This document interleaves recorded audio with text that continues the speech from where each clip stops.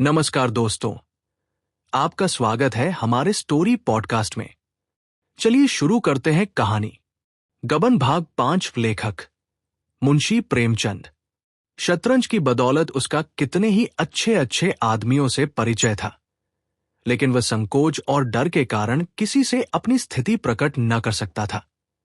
वो ये भी जानता था कि ये मान सम्मान उसी वक्त तक है जब तक किसी के सामने मदद के लिए हाथ नहीं फैलाता। यान टूटी, फिर कोई बात भी न पूछेगा। कोई ऐसा भला मानस न दिखता था जो कुछ बिना कहे ही जान जाए और उसे कोई अच्छी सी जगह दिला दे। आज उसका चित्त बहुत खिन्न था।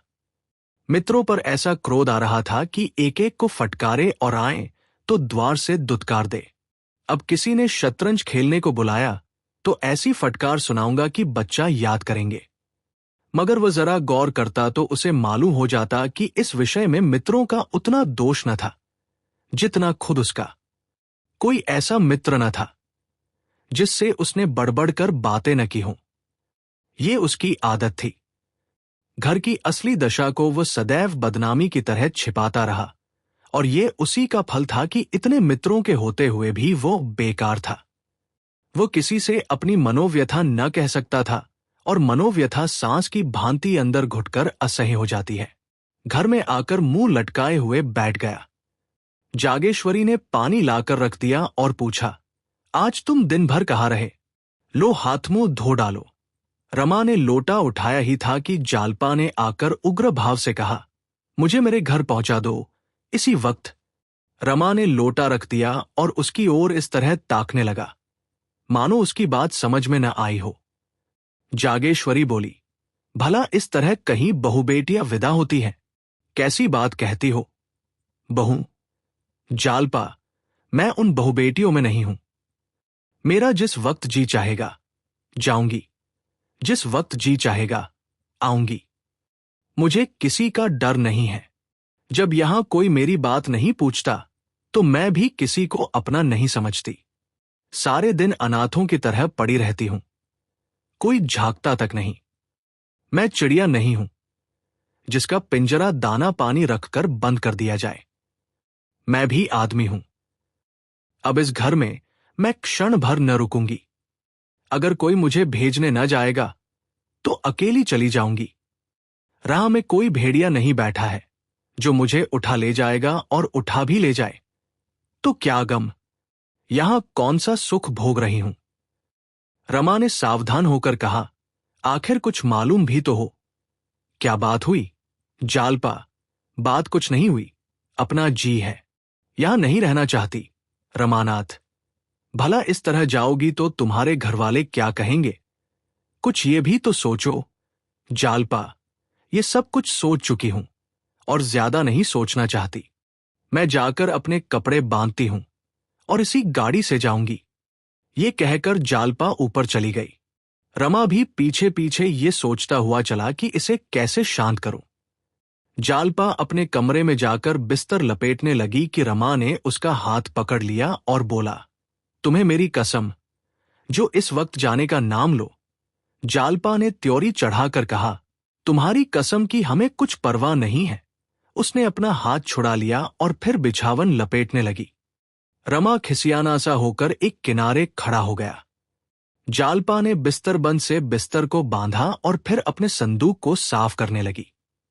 मगर अब उसमें वो पहले सी तत्परता न थी।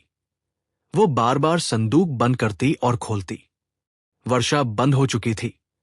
केवल छत पर रुका हुआ पानी टपक रहा था। आखिर वो उसी बिस्तर के बंडल पर बैठ गई और बोली, तुमने मुझे कसम क्यों दिलाई? रमा के हृदय में आशा की गुदगुदी हुई। बोला, इसके सिवा मेरे पास तुम्हें रोकने का और क्या उपाय था? जालपा, क्या तुम चाहते हो कि मैं यही घुट घुट कर मर जाऊं? रमानाथ, तुम ऐसे मनहूस शब्द क्यों मुंह से निकालती हो? मैं तो चलने को तैयार हूं। न मानोगी तो पहुंचाना ही पड़ेगा। जाओ, मेरा ईश्वर मालिक है, मगर कम से कम बाबूजी और अम्मा से पूछ लो। बुझती हुई आग में तेल पड़ गया। जालपा तड़प कर बोली, वे मेरे कौन होते हैं जो उनसे पूछूं?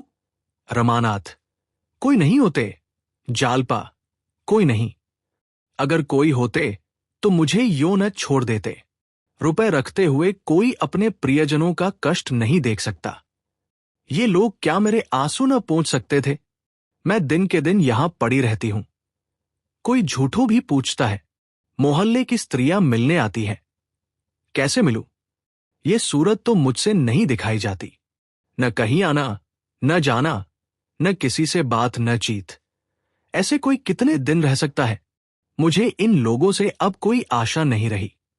आखिर 2 लड़के और भी तो हैं। उनके लिए भी कुछ जोड़ेंगे कि तुम्ही को दे देंगे। रमा को बड़ी बड़ी बातें करने का फिर अवसर मिला। वो खुश था कि इतने दिनों के बाद आज उसे प्रसन्न करने का मौका तो मिला। बोला, प्रिय, तुम्हारा ख्याल बहुत ठीक है। जरूर यही बात है। नहीं तो 2,500-3 हजार उनके लिए क्या बड़ी बात थी। 50,000 बैंक में जमा है। दफ्तर तो केवल दिल बहलाने जाते हैं। जालपा, मगर है मक्खी चूस पल्ले सिरे के। रमानाथ, मक्खी चूस न होते तो इतनी संपत्ति कहां से आती। जालपा, मुझे तो किसी की परवाह नहीं है जी। हमारे घर किस बात की कमी है? दाल रोटी वहां भी मिल जाएगी। 2-4 सखी सहेलियां हैं। खेत खलिहान है, बाग बगीचे हैं। जीभ बहलता रहेगा। रमानाथ, और मेरी क्या दशा होगी जानती हो? घुल घुल कर मर जाऊंगा। जब से चोरी हुई मेरे दिल पर जैसी गुजरती है वो दिल ही जानता है। अम्मा और बाबूजी से एक बार नहीं, लाखों बार कहा, जोर देकर कहा कि 2-4 चीजें तो बनवा ही दीजिए, पर किसी के कान पर जू तक न रेंगी। न जाने क्यों मुझसे आंखें फेर ली। जालपा, जब तुम्हारी नौकरी कहीं लग जाए तो मुझे बुला लेना। रमानाथ, तलाश कर रहा हूं। बहुत जल्द मिलने वाली है। हजारों बड़े बड़े आदमियों से मुलाकात है। नौकरी मिलते क्या देर लगती है। हां, जरा अच्छी जगह चाहता हूं। जालपा, मैं इन लोगों का रुख समझती हूं। मैं भी यहां अब दावे के साथ रहूंगी। क्यों, किसी से नौकरी के लिए कहते नहीं हो? रमानाथ, शर्म आती है किसी से कहते हुए। जालपा, इसमें शर्म की कौन सी बात है?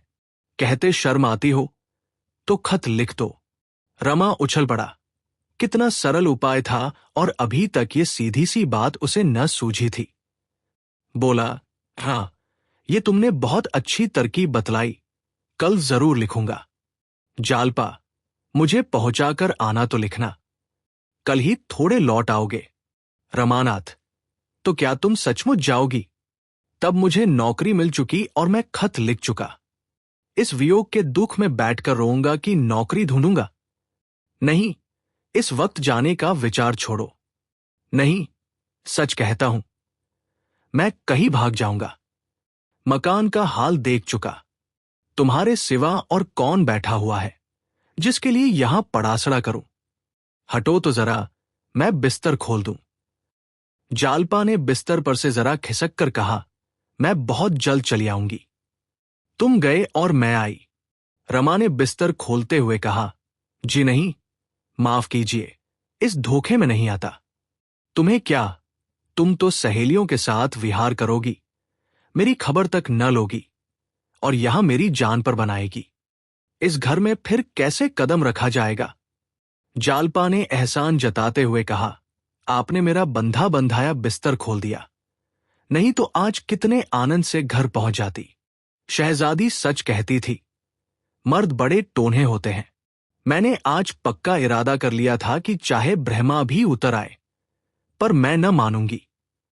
पर तुमने 2 ही मिनट में मेरे सारे मंसूबे चौपट कर दिए। कल खत लिखना जरूर। बिना कुछ पैदा किए अब निर्वाह नहीं है। रमानाथ, कल नहीं, मैं इसी वक्त जाकर 2-3 चिट्ठियां लिखता हूं। जालपा, पान तो खाते जाओ। रमानाथ ने पान खाया और मर्दाने कमरे में आकर खत लिखने बैठे, मगर फिर कुछ सोचकर उठ खड़े हुए और एक तरफ को चल दिए। स्त्री का सप्रेम आग्रह पुरुष से क्या नहीं करा सकता।